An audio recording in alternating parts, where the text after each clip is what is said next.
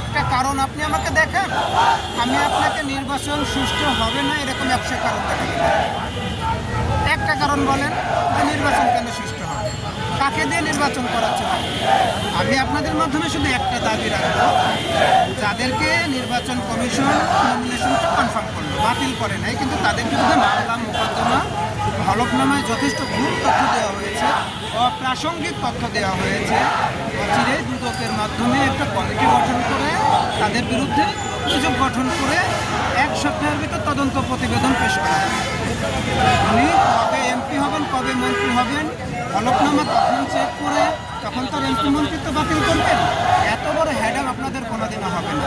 এখন কী করতে হবে, আপনারা 1 সপ্তাহ সময় নেন। যারা অসত্য তথ্য দিয়েছে, অসত্য তথ্য হলফনামায় দিয়েছে, তাদেরকে আইনের আওতায় নিয়ে আসেন দুদকের মাধ্যমে। মাত্র 7 দিনের ভিতরে এটা করা সম্ভব, কারণ হলফনামার তো সব রেকর্ড রয়ে গেছে। 7 দিনের ভিতর তাদের বিরুদ্ধে একটা প্রতিবেদন দাখিল করে যে না, এরা অবৈধ কাজের সাথে জড়িত, এরা ফ্যাসিস্টের দোষর, এরা মামলার আসামি ছিল, এরা অর্থ পাচার মামলার আসামি ছিল, এদেরকে বাদ করে দেন, নির্বাচন সুষ্ঠু হোক। আগামীর দিনে এই কথাগুলো কেন বললাম, এখন মন থেকেই চাই আগামীর রাষ্ট্রে যারাই ক্ষমতায় আসুক এরা যেন ইনসাফের সরকার।